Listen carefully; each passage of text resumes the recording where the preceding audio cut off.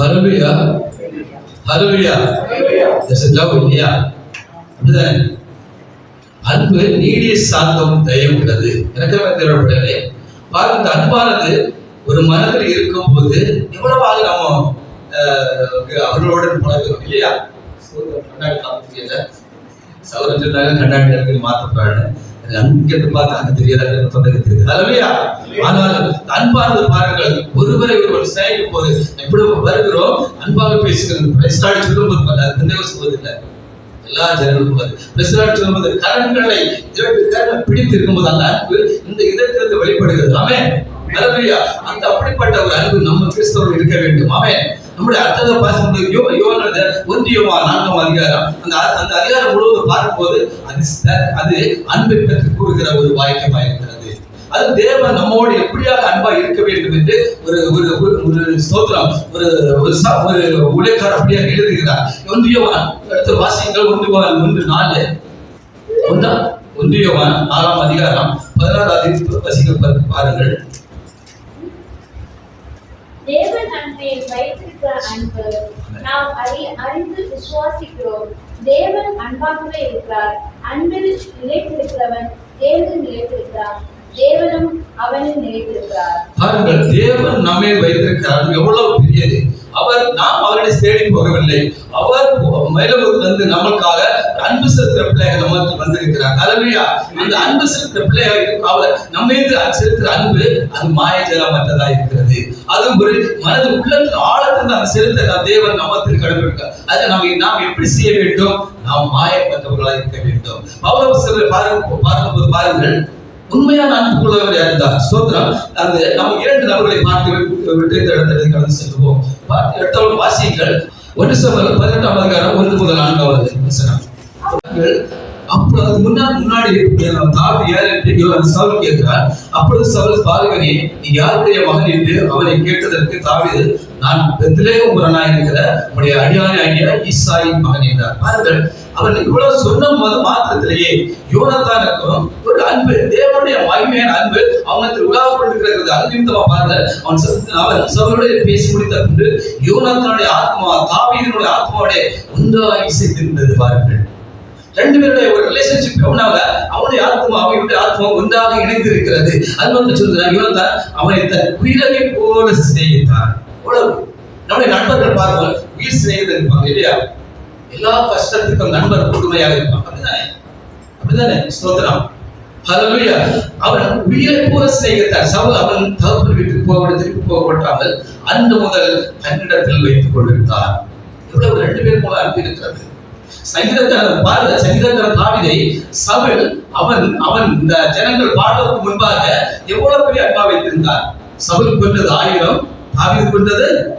இந்த வார்த்தை வந்தது மாத்திருந்தால் தாவீதை எப்படியாவது கொலை செய்ய வேண்டும் என்று இவ்வளவு பெரிய அன்போடு இருந்தவன், எவ்வளவு பெரிய சிநேகம் மாட்டிருந்த தாவீது சொல்லுகிறார். தாவீதை பார்த்து சவுல் சொல்லுகிறான், எவ்வளவு நீ உன்னுடைய தகப்பன் வீட்டுக்கு போக வேண்டாம், நீ என்னோட கூட இருந்து சொன்ன அதே சவுல் ஒரு விஷயத்தில் மாத்திரம் அவனுடைய பொறாமை நிமித்தமாக சொல்லப்படுறது, அன்பு பொறாமை கொள்ளாது. அந்த அன்பு பொறாமை கொண்டது நிமித்தமாக எப்படியாவது தாவீதை கொலை செய்ய வேண்டும் என்று எண்ண கொள்கிறான். ஆனால் யோனத்தான் பாருங்கள், அவனுடைய அன்பு பாருங்கள், அவனுக்கு உணர்ந்த ஒரு உயிரை போல ஒரு காலகட்டத்தில் சொல்கிறான், சங்கீதம், தாவீது எனக்கு ஒரு தேவதூதனாக இருக்கிறார் என்று வசனம் சொல்லப்படுறது. இங்க போய் வாசித்து பாருங்கள், எவ்வளவு பெரிய அன்பு இருக்க வேண்டும் என்றால் அவருடைய மைத்துனராக இருக்கிறார் இல்லையா? சவுல் அவன் தாவீதுக்கு தன் மகளை திருமணம் எடுத்து கொடுக்க விரும்புகிறான், ராஜ்யத்தை கொடுக்க விரும்புகிறான். ஆனால் அவன் தாவீது கொண்டது, சவுல் கொண்டது 1000, சவுல் கொண்டது 1000, தாவீது கொண்டது 10,000 என்று அந்த ஆண்கள் பெண்களை பெற்று பாடி அவருடைய பொறாமை நாம் கொடுக்கப்படுகிறது. ஏற்கனவே தேவைப்படவில்லை. அந்த காலத்தில் இருக்கிறது, இந்த காலம் இருக்கிறது, அதை விட்டு நாம் வெளிப்பட வேண்டும். பொறாமை ஆவியை நாம் இருந்தால் நாம் வேற அன்பு செலுத்த முடியாது. அப்படித்தானே? போட்டிகள் இருக்க வேண்டும், பொறாமைகள் இருக்கக்கூடாது. அதுல நம்மளுடைய கண்டு சொல்லவில்லை. ஆனாலும் நம்முடைய ரிச்சர்ஸை குறைத்து பாருங்கள், அநேகமான வழிமுறைகள் நமக்கு கிடைத்து தருகிறார். கடந்த முறையில் அவர் நம்முடைய மேஜர் அவர்கள் சொன்னார்கள், அநேக சகோதரர்கள் போல எத்தகுமார்கள் வந்திருக்கிறீர்கள். ஆமென். 12 ஆண்டுகள் நம்முடைய ரிச்சர்ஸை தேசத்தில் தொடங்கி நடக்கப்படுறது ஏற்படுது மார்ச் 27ஆம் தேதி. அல்லேலூயா. ஜெபித்துக் கொள்ளுங்கள். அந்த பெரிய காரியம். எனக்கு ஒரே ஒரு ஆசை, என்னுடைய ரட்சணை சரியானது கஷ்டப்பட்டு வளர்த்தோம் இல்லையா, சொல்லக்கூடாது. கஷ்டப்பட்டு என்னுடைய உழைப்புகள் நம்முடைய எல்லாத்தையும் விட்டு உழைப்பு இன்றைக்கு ஒரு ரட்சணை சரி வேறு தேசத்தில் கொடி கட்டி பறக்க போகுது. அல்லேலூயா. அதையும் நமக்கு இருக்க வேண்டும். அந்த அன்பு ஒவ்வொருவருடைய இருக்க வேண்டும். எப்படி பொறாமைகள் இருக்கா, போட்டிகள் இருக்கா, நிறுத்தங்கள் இருக்கா, எல்லாம் இருக்கலாம். தேவன வரும்போது, தேவனுடைய சாயல் வரும்போது தேவன் சாயலுக்கு ஒரு அன்பாக இருக்க வேண்டும். ஆமென். ஹல்லேலூயா. எனக்கு தெரியப்படல. பாருங்க, சவுல் யோனத்தான் அவருடைய அங்கிகளை, அவருடைய உடையை தங்கியிருக்கார் தாவீதுக்கு மாற்றி கொடுக்கிறார். அவன் என்ன வேண்டும் என்றால், எவ்வளவு சிநேகம் இருக்க வேண்டும். நம்முடைய ஆதாரங்களை இன்னொருவருக்கு கொடுக்க வேண்டும் என்றால், நம்முடைய படங்களை இன்னொருவருக்கு கொடுக்க வேண்டுமா, நம்முடைய உடல்களை இன்னொருக்கு கொடுக்க வேண்டுமா, உள்ளத்தின் ஆழத்திற்கு அன்பு வந்தார்களே கொடுக்க முடியாது. அப்படிதானே? உள்ளத்தின் ஆழத்தின் சிநேகம் இருக்க வேண்டும். நாம் இந்த ஒரு ஆதாரம் கொடுக்க வேண்டும் என்றால், ஒரு காசை கொடுக்கிறோம், சகோதரனை கேட்டு விட்டார் என்றால் கொடுக்க வேண்டும். அல்லேலூயா. அவன் கேட்கிறதுக்கு முன்பாக யோனத்தான் தங்கிதான் பார்த்த உடனே தகப்பன் அவனை விசாரிக்கிறார். உடனே அவன் விசாரித்த உடனே அவருடைய ஆவியும் அவருடைய இதயமும் இவருடைய இதயம் ஒன்று கொண்டு ஒரு சிநேகம் அப்படியாக இருக்கிறது. எப்படிப்பட்ட அனுபவம்! இன்னொரு பார்க்கும்போது அவன் வந்து கொண்டே இருக்கிறான். தன்னுடைய சவுல் வந்து தாவீதை அநேக முறை பொலிசியா எத்தரித்துக் கொண்டிருக்கிறான். ஆனாலும் ஒன்றை கூட தன் யோனத்தானுக்கு அறிவிக்காமல் சவுல் இருக்க மாட்டான். ஒரே ஒரு காரியத்தை சவுல் சொல்லி தாவீது சொல்லுகிறார், உன்னுடைய தகப்பன் என்னை அநேக தரம் நிந்தித்துக் கொண்டிருக்கிறார். இல்லை, நீ ஒரு விஷயம் ஒன்று தீங்கு வராமல் தீங்கு வருவதற்கு நான் அனுமதிக்க மாட்டேன் சொல்கிறார். ஆனால் கடைசி காலத்தில் பாருங்கள், சவுலை கொல்வதற்குள்ள ஒரு தாவீதுக்கு வருகிறது. அவன் தூக்கிக் கொண்டிருக்கிறது, அவனுடைய செப்பையும் அவனுடைய தடியை எடுத்துக் கொண்டு போறார்கள். சங்கீதக்காரன் தாவீது பார்த்து சொல்லுகிறான், இதே சவுல் பின்னாடி பார்த்துக் கொள்கிறான், உன்னை ஆசீர்வதிக்கவே ஆசீர்வதிப்பேன், நீ பெருகவே பெருக போனாய் என்று என்னுடைய மகனாகிய தாவீதே என்று சொல்கிறார். நாம் அநேக தரம் விழுந்து விழுகிறோம், இந்த வசனங்களில் விழுகிறோம், நடந்து போகும்போது விழுகிறோம், நம்முடைய ஊழியத்திலிருந்து விழுகிறோம். ஆனால் தேவன் அன்பானவர் இருந்து நம்மளை தேற்றி, நம்மை அரவணைத்து, நம்மளை பாதுகாத்து இம்மட்டும் கொண்டு கொண்டு வருகிறார். நாம் செய்ய வேண்டியது தேவனுடைய அன்பை, உன்னிடம் இருக்கிற அன்பை பிறருக்கு செலுத்த வேண்டும். தேவன் அன்பானவராய் இருக்கிறார், நாமும் அன்பானவராய் இருக்க வேண்டும். அல்லேலூயா. ராஜா ஸ்தோத்திரம். ஹல்லேலூயா, ஸ்தோத்திரம். தானியேல் இந்த சுவிசேஷத்தை பார்க்கும்போது 13-14-20 வாசிக்கும் போது அவன் பாருங்கள், அறிவு தன் தேசத்தில் ஆளுகை செய்வதாக அவருக்கு உறுதுணையாக அநேகங்களை ஏற்படுத்த வேண்டும். அவருடைய மனதில் எண்ணப்பட்டு அதில் ஒருவர் தானியேலை அவன் திரும்ப உயர்த்த வந்து கொண்டிருக்கிறது. ஏனென்றால் தாவீதுடைய அன்பான ஒரு செயல், தேவனுடைய அன்பான செயல் தாவீதோடு இருக்கிறது. தேவனுடைய சாயல் தாவீதோடு இருக்கிறது. தேவனுடைய வல்லமை தாவீதோடு இருக்கிறது. தேவனுடைய மகிமை தாவீதோடு தானியேலோடு இருக்கிறது. அது நிமித்தமாக வெளிப்படுத்தப்பட்டு அவனை உயர்த்த தேவன் அவன் தரிவு ராஜாவை எடுத்து பேசுகிறார். ஆனாலும் உயர்த்தி சமஸ்த ராஜ்யத்துக்கும் அவன் ஒரு பிரதிநிதியாக ஏற்படுத்தப்பட்ட பிறகு பாருங்கள், அவனை பற்றி போர் சொல்கிறார்கள். அங்கும் பொறாமை வருகிறது. அவன் கூட இருக்கிறவர்கள் தரிவுடைய ராஜாவுடைய மத்தியில் இருக்கிறவர்கள் தானியேல் மீதுமாக குறை சொல்லிக் கொண்டு அவர்களிடம் இருக்கிறார்கள். நீ செய்துவிட்ட அந்த சிலையை அவன் வணங்காமல் 3 தரம் அவன் நேராக வாசலை திறந்து 3 தரம் தெய்வத்தை சேவித்துக் கொண்டிருக்கிறார். அது உனக்கு தெரியாதா என்று இருக்கிறார்கள். உடனே பாருங்கள், இது அவர்தமான காரியமாச்சு என்று எப்படியாவது தானியேலை காப்பாற்ற வேண்டும் என்று தரிவு ராஜா நாம் முழுவதும் அங்கலாய்த்துக் கொண்டிருக்கிறார். ஆனால் முடியவில்லை. இவர்கள் சொல்கிறார்களே, இவரை சிங்க கபில் போட வேண்டும் என்று தீர்மானித்துக் கொண்டிருக்கிறார்கள். ஆனால் தரிவு ராஜா அன்பு தானியேலோடு கூட அன்பு அவன் வெளிப்படுத்தினதாக அவன் எப்படியாவது காப்பாற்ற வேண்டும் என்று இரவு முழுவதும் அவனுடைய மனதை அங்காய்த்துக் கொண்டிருக்கிறது, வேதனைப்பட்டுக் கொண்டிருக்கிறது. எல்லாம் போட்டு விட்டார்கள். எழுதி போகிறார். பாருங்கள், தேவனாகிய தானியேலே, தேவனுடைய குமாரனாகிய தானியேலே, நீ அனுதினமும் வணங்குகிற உன் தேவனாகிய கர்த்தர் உன்னை சிங்கத்தின் கெபியிலிருந்து விடுவிக்க வல்லவராய் இருந்தாரோ என்று கேட்கிறார். ஆமென். எவ்வளவுப்பட்ட அன்பு பாருங்கள். நீ அன்னதினமும் சேவிக்கிற உன் தேவனை கர்த்தர், அன்னதினமும் சேவிக்கிற உன் தேவனை கர்த்தர் சிங்கத்தின் வாயிலிருந்து உன்னை விடுவிக்க வல்லவராக இருந்தாரோ என்று அங்கு ஒரு அன்பு வெளிப்படுகிறது பாருங்கள். அவனுக்கு அன்பில்லை என்றால் அவனுடைய ஒரு அந்த தானியம் ஒரு சொற்களை விவரித்து சொல்லுகிறான். ஆனாலும் ஒரு நமக்கு ஒரு மேனேஜர் ஒரு வேலைக்கு ஒரு சொல்கிறான், ஒரு மேனேஜர் கூட நம்ம வேலை செய்கிறோம், அவருக்கு நம்ம ஆலோசனை சொல்லும் போது அவருடைய அன்பு நமக்கு வெளிப்படுகிறது. அப்படிதானே? அவருடைய அன்பு வெளிப்பட்டாலுடைய அவரோட நமக்கு கிட்டி சேர முடியாது. அவங்க போல இவனுடைய ஆலோசனைகள் அவனுக்கு கிட்டி சேர்த்தது முதல் அவன் ஆலோசனைகள் அவனுக்கு அந்த அறிவித்து நிறுத்தமாக அவருடைய அன்பு தாயோடு அவனோடு பகிர்ந்து கொள்கிறது. அதான் சொல்லுகிற நீ அனுதினம் ஆராதி, நமக்கு தெரியும் அனுதினம் ஆராதிக்கிற உன் தேவன் சிங்கத்தின் வாயிலிருந்து உன்னை விடுவிக்க வல்லவராக இருந்தார். பேசுவதற்கு சொல்லுகிறது பாருங்கள். வல்லவராக இருந்தார். ஆம், நாம் ஆராதிக்கிற தேவன் சிங்கத்தின் வாயை கட்டி போட்டார். சிங்கத்தின் வாயை தேவன் கட்டி போட்டார். எவ்வளவு பெரிய சிங்கம், எவ்வளவு பெரிய அன்பு இருக்கிறது பாருங்கள். தேவன் பாருங்கள் எவ்வளவு பெரிய நாமும் தேவனுடைய அன்பில் இருந்தால் அந்நியனோட அன்பா இருப்போம். ஆமென். அப்படிதானே? தகப்பனோட அன்பா இருக்கிறோம், தாயோட அன்பா இருக்கிறோம், பெற்றோரோடு இருக்கிறோம். இப்படிப்பட்ட இந்த உலகத்தில் நாம் எப்படிப்பட்ட உலகத்தில் வாழ்ந்து கொண்டு இருக்கிறோம்? மாயமான உலகம். ஹல்லேலூயா. பிள்ளைகள் தாயை கொடுக்கிறார், தாய் பிள்ளையை கொடுக்கிறார். அப்படிப்பட்ட உலகத்தில் வாழ்ந்து கொண்டு இருக்கிறோம். அதை வெளிப்படுத்த விசேஷங்களை பொறுத்து உங்களுக்கு ஆதியிலே இருந்த அன்பை இல்லாமல் இருந்ததுனால் இங்கு அநேகமான ஜனங்கள் நடந்து கொண்டிருக்கிறார். நாம் அவர்களுக்கு ஜெபிக்க கடமைப்பட்டிருக்கிறோம். ஹல்லேலூயா. அன்பு ஒரு கால் முடியாது. உண்மையான அன்பு, மாயமான அன்பை நாம் பின்பற்றக்கூடாது. உண்மையான கிறிஸ்துவனுடைய அன்பு, நீ கிறிஸ்தவத்தில் பிறந்தாய் என்றால் உண்மையான அன்பை பிறருக்கு செலுத்த வேண்டும், தாயாருக்கு செலுத்த வேண்டும், சகோதரருக்கு செலுத்த வேண்டும், சகோதரிக்கு செலுத்த வேண்டும், பிள்ளைகளுக்கு செலுத்த வேண்டும், உறவுகளுக்கு செலுத்த வேண்டும். அன்பு வரும்போதுதான் அன்பு வரும்போதுதான் அவர்களை விட்டு இந்த பாருங்கள். மகன் தேசத்துல வாழ்ந்துருக்கீங்க. அநேக அவர்கள் வந்தோட என்ன சொல்றாங்க, அதை விட ஈவனிங்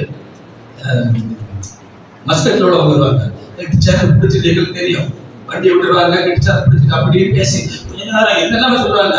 அவங்க இது என்ன சொல்றாங்க, அவங்க அப்பா என்ன சொல்றாங்க, நீ நல்லா இருக்கிறியா, உங்க மனைவி நல்லா இருக்கிறீங்க, மனைவிகள் நல்லா இருக்கிறாங்களா, பிள்ளைகள் நல்லா இருக்கிறாங்களா, உன்னுடைய வேலைக்காரர்கள் பாருங்கள், உன்னுடைய வேலைக்காரர்கள் நல்லா இருக்கிறாங்க கேட்கிறாங்க. நாம் கேட்போம், நம்ம சொல்லிட்டு போயிட்டே இருப்போம். கேட்கணும். ஒரு 5 நிமிஷம் கொடுத்து நம்முடைய பிள்ளைகளுக்கு எப்படி இருக்காங்க, நம்முடைய சொந்த பந்தங்கள் எப்படி இருக்காங்க, அப்படின்னு அவனுடைய அடிமைகளாகிய வேலைக்காரர்கள் எப்படி இருக்கார்கள் என்று சொல்றாங்க. மிருகங்களை பற்றி கேட்பாங்களாம். அவனோட பற்றி பேச முடியாது. 10-20 நிமிஷம் அப்படி பேச வண்டி விட்டுட்டு போயிடுறாங்க. நமக்கு அடுத்த கஷ்டமா பேசிட்டே இருப்பான். ஆனால் பாருங்க, அவன் அன்பு அங்கு இருக்கிறது. இவங்க எப்படி முத்தம் செய்த அன்புகளை வெளிப்படுத்துவார்கள். நாம் இதை கொண்டு வெளிப்படுத்துகிறோம். நாம் அன்பை எப்படி வெளிப்படுத்தி இருக்கிறோம். உள்ள ஞானத்திலிருந்து செலுத்த வேண்டும். அது லட்சேசனை உடைய பிள்ளைகள் அநேக ஜனங்கள் மத்திய வாழ்ந்து கொண்டிருக்க அநேக நாடுகளில் தேவனுடைய ஊழியத்தை தாங்கி இருக்கிற நம் ஜெனரல் சொல்லக்கூட ஜெனரல் கொடுத்து அன்பாக இருக்கிறார். அநேக அனுதினம் செய்திகளை அவருடைய முகநூலில் பதிவிட்டுக் கொண்டிருக்கிறார். நான் எனக்கு நிறைய இங்கிலீஷ் தெரியாது, அப்படிதான் சொல்ல முடியும். அவருடைய வசனங்கள் தெரியாது. ஆனால் அவருடைய அந்த கை செய்திகளை கொடுத்து தேவன் அவர் ஒவ்வொருவருக்காக, இந்த 138 தேசத்தில் உள்ள தலைவர்களுக்காக, ஒவ்வொரு சோழனுக்காக அனுதினமும் தன்னுடைய அன்பை பரிமாறி கொண்டிருக்கிறார். ஹல்லேலூயா. நான் சகோதரர் சின்னப்பல அவர் எல்லாரும் சந்தோஷமா இருக்கிறோம், நான் மட்டும்தான் பிரயாசப்படுகிறேன் சொன்னார். அதை விட நான் பிரயாசப்பட்டேன். ஒரு வருட காலம் என்னுடைய உண்மை சொல்ல போற பிள்ளைகள் மத்தியில் என்னுடைய மகளுடைய திருமணத்துக்கு போனோம். திருமணம் தடைப்பட்டது. ஒரு வருட காலம் ஈசாக்கு மணமகளை எலியாசை தேடி வந்தது போல இப்பொழுது ஒரு அருமையான மகனை தேவன் தந்திருக்கிறது. ஹல்லேலூயா. இந்த காலங்களில் ஊழியக்காரருடைய பிள்ளை சகோதரர் ஊழியக்காரரோட சகோதரர் பார்த்தார். ஊழியக்காரருடைய பிள்ளை. ஹல்லேலூயா. இந்த எண்ணத்தோடு வரும் நாட்களில் நல்ல ஒரு திருமணங்களை நடத்த அதுபோல தேவைகளை சந்திக்க உங்கள் அனுதின ஜெபத்தில் தாங்கி கொள்ள வேண்டும் கேட்டுக்கொள்கிறேன். அப்படிப்பட்ட கஷ்டத்துக்கு வந்ததை நான் அன்பாக, என்னுடைய அன்பு சில வேளை மாயமற்றதா இருக்கிறது. உறவினர்கள் செய்கிற வார்த்தை, பேசுகிற பேச்சு அன்பு விட்டு போடுகிறது. ஆனாலும் அன்புள்ளவராக நாம் இருந்தால் தேவன் உன்னையும் என்னையும் உயர்த்த வருவார். ஹல்லேலூயா. ஸ்தோத்திரம். அதை பற்றி சொல்லுகிற பாருங்கள். யோவான் சொல்லுவார், அது 1 யோவான் 4 சொல்வது, இது அன்பு கூறுவது இது நாம் கடன் வாங்கி இருக்கிறோம். கடன் வாங்க திருப்பி கொடுக்கணுமா? அப்படிதானே? கொடுக்கணுமா கொடுக்க வேண்டாமா? கொடுக்கணும் தானே? தேவனுக்கு வாங்கி இருக்கிறோம் அந்த கடனை நாம் பிறருக்கு திருப்பி கொடுக்க வேண்டும். ஹalleluya. 4:16 சொல்லப்படுகிறது தானே? 4:16 கொடுக்கிறது இந்த அன்பை தேவனுக்கு நாம் பெற்றுக் கொள்கிறோம். அவர் நமக்காக இறங்கி நம் மீது அரவணைத்து நம்முடைய பாவங்களை மன்னித்து நம்மளுக்காக அன்பு கூர்ந்தார். ஹalleluya. அந்த அன்பை நாம் யாருக்கு திருப்பி செலுத்த வேண்டும்? தேவனுடைய பிள்ளைகளாக உங்களுக்கு நான் செலுத்த வேண்டும். நீங்கள் அந்த பிள்ளைகளுக்கு செலுத்த வேண்டும். ஹalleluya. அன்பு செலுத்த மட்டுமே நாம் அநேகமான ஊழியர்களை செய்கிறோம், அநேக ஊழியர்களை கேட்டிருக்கிறோம், அநேக ஊழியக்கார பிள்ளைகளை நடந்திருக்கிறோம், அநேக ஊழியக்கார பிள்ளைகளை வாழ்ந்திருக்கிறோம். ஆனால் அன்பு இல்லை என்றால் ஒன்றுமில்லை. தீர்க்க சரியை ஒழித்து போகும், நம்முடைய சுவிசேஷம் ஒழித்து போகும், என்னுடைய இந்த பிரசங்கம் ஒழித்து போகும், இந்த ஆராதனை ஒழித்து போகும். ஆனால் அன்பு உனக்கு இல்லை என்றால் ஒன்றுமில்லை. உன்னுடைய அது எப்படிப்பட்ட வெண்கலமா இருக்கிறது? அடிக்கப்படாத என்கிற தட்டாய் இருக்கிறது. நாம் பொட்டுகளை கொண்டு நம் மிருதங்களை கொண்டு அன்பு செலுத்தும் போது ஸ்தோத்திரம், ஹalleluya. எவ்வளவு பெரிய நோயாக இருந்தாலும் எவ்வளவு பெரிய விரோதங்கள் உன்னை விட்டு அகன்று போகும். ஹalleluya. அதான் சொல்லுகிறார். ஒவ்வொரு வாரமும் இவ்வளவு பிரசங்க வேண்டும் என்று ஒவ்வொரு சாப்டர்களை ஒவ்வொரு தலைப்புகளை நமக்கு தந்து கொண்டிருக்கிறார்கள். ஹalleluya. தலைப்புகள் இருந்து நம்முடைய பிள்ளைகளுக்கு நமக்கு இயன்றதை இந்த ஒரு வசனம் எடுக்க வேண்டும். ஒரு வாரம் ஆகும். அப்படித்தானே? உடனே வராது. தேவனுடைய முழக்கால் பண்ணிட்டு வேகமான வராது. அப்படி நம்ம வந்தது போனது எழுத முடியாது. தேவனுடைய இரும்பு தன்னுடைய முழங்கால்களை நிறுத்தி தேவனை ஒரு வசனங்களை தாருங்கள் என்று சொன்னால் மாத்திரம் அது வரும். ஆமென். அதுக்கு நம்ம கடைப்பட்டு இருக்கிறோம். அதான் நம்முடைய வேதம் சொல்லப்படுகிற எபேசியர் சபையில் சொல்லப்படுகிற ஆதியிலே இருந்த அன்பை நாம் பெற்றுக்கொள்ள வேண்டும். அப்படிதானே? ஆதியிலே இருந்த அன்பை உடனே கட்டி சாய்ப்படுத்து நாம் முன்னாடி அவரோட அன்பா இருந்தோம், இவரோட அன்பா இருந்தோம், அவருடைய பிரிந்து செல்கிறோம், பிரிந்து விட்டோம். எதனால் பிரிந்து விட்டோம் என்று அவரை பார்ப்பதால் எனக்கு தேவைப்படவில்லை. நான் யாரும் கோபப்பட மாட்டேன், யாரும் பொறாமப்பட மாட்டேன், போட்டிட மாட்டேன். எனக்கு பிடிக்கவில்லை என்று அப்படியே ஒதுக்கி போயிருவேன். அநேக பேர் என்னிடம் உண்டு, அநேக பேர் அன்பாக இருந்தோம். 20 வருட காலங்கள், 20 வருட காலங்கள் அநேகர் அன்பாக இருக்கிறேன். எல்லாரும் என்னை விட்டு சென்று விட்டார்கள். சென்றவர்களை கண்டு நான் ஒதுக்கி போக மாட்டேன். அவங்களை கண்டா ஓடி போய் எப்படி இருக்கிறீங்க? அந்த பயிரை அந்த ஒரு டேன் நமக்கு இருக்க வேண்டும், அந்த ஒரு சிந்தை நமக்கு இருக்க வேண்டும். அவங்க ஓடி போக நம்மளுடைய ஏனென்றா 2 குறை இல்லை, உண்மையான அன்பு இருக்க வேண்டும். நம்முடைய பாவமா நம்பி இருக்கக்கூடாது. இந்த பாவம் செய்தா மாத்திரம் அவர்களோட பேர் சேர முடியாது. அப்படிதானே? நம்ம பேசுகிறோம், அவருக்கு பிரதமரை செஞ்சு அவரோட பேசுவோம், வராதுல்ல. அப்படிப்பட்ட பணத்தை மாற்றிவிட்டு எல்லாருக்கும் தெரியும். அநேக என்னுடைய வேலை சிலத்தில் இருக்கிறார்கள், அநேக எனக்கு உலகமாக இருந்தார்கள். எல்லாரையும் தேவன் அழைத்து விட்டு போனேன் அவரோட சொந்த தேசத்துக்கு. நான் இந்த தேசத்தில் 20 வருட காலமாக என்னுடைய ஊழியத்தையும் என்னுடைய பிள்ளைகளுக்கு தேவையான ஊழியத்தை செய்து கொண்டிருக்கிறேன். ஆமென். நாம் அன்பாக இருக்க வேண்டும். அதை பவுல் அப்போஸ்தலன் சொல்கிறார், நீங்கள் பால் குடிக்கிற பிள்ளைகளாக இருக்கக்கூடாது, வேத வசனம் ஆராய்ந்து அன்பு நடக்கிற பிள்ளைகளாக இருந்தால் தேவன் நமக்கு அனுசனமும் நம்மை பாதுகாக்க வல்லவராக இருக்கிறார். அந்த எண்ணத்தோடு தேவனை மேம்படுத்தும் தேவன் நமக்கு